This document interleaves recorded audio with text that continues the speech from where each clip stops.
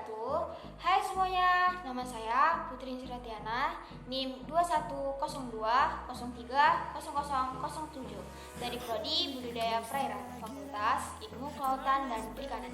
Di kesempatan kali ini, izinkan saya sedikit menjelaskan tentang osmoregulasi dan ekresi ikan. Mari lanjut ke cuplikan berikut.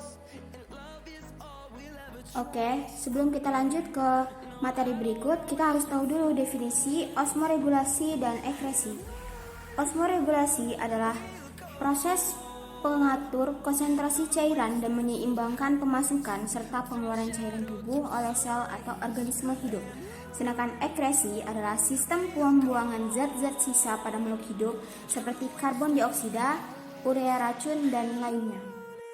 Osmoregulasi ikan. Ada 3 pola regulasi dan ion pada ikan. 1. Regulasi hipertonik atau hiperosmotik. Pengatur aktif konsentrasi cairan tubuh yang lebih tinggi dari konsentrasi lingkungan. Misalnya pada petadrop atau ikan air tawar mempertahankan konsentrasi cairan tubuhnya dengan mengurangi minum dan memperbanyak pengeluaran urin. 2. Regulasi hipotenik atau hipoosmotik. Pengatur secara aktif konsentrasi cairan tubuh lebih rendah dari konsentrasi lingkungan, misalnya pada oceanworm atau pada ikan air laut, memperbanyak minum dan mengurangi volume urin. 3. Regulasi isotonik atau isoosmotik.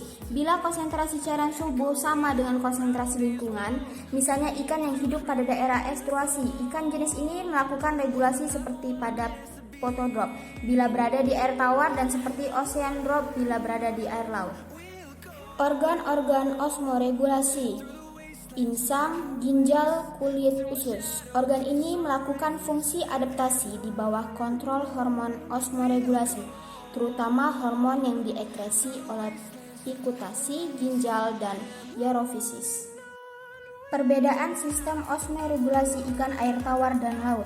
Osmoregulasi ikan air tawar dan ikan air laut. Ikan air tawar sedikit minum air, pengeluaran urin banyak encer, mempertahankan garam dalam tubuh.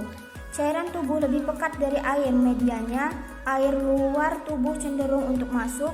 Ginjal banyak terdapat glomerulus dengan garis tengah besar, produksi urin tinggi.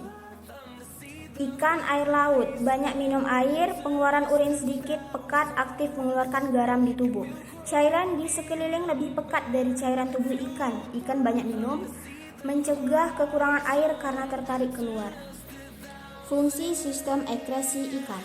Ekresi ikan, regulasi kadar air tubuh, menyeliminasi sisa nitrogen dari hasil metabolisme protein dan menjaga keseimbangan garam. Alat ekresi ikan. Insang berfungsi untuk mengeluarkan karbon dioksida dan air. Kulit berfungsi mengeluarkan lendir agar tubuh ikan menjadi licin sehingga memudahkan ikan bergerak di dalam air. Sepasang ginjal. Pada sebagian besar ikan, sepasang ginjal berfungsi untuk mengeluarkan urin.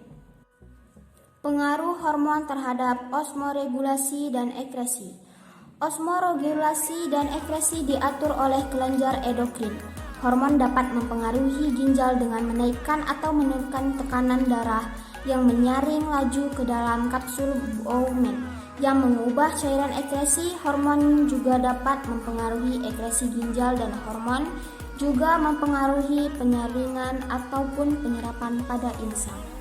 Itulah sedikit penjelasan saya tentang osmoregulasi dan ekresi ikan. Semoga bermanfaat.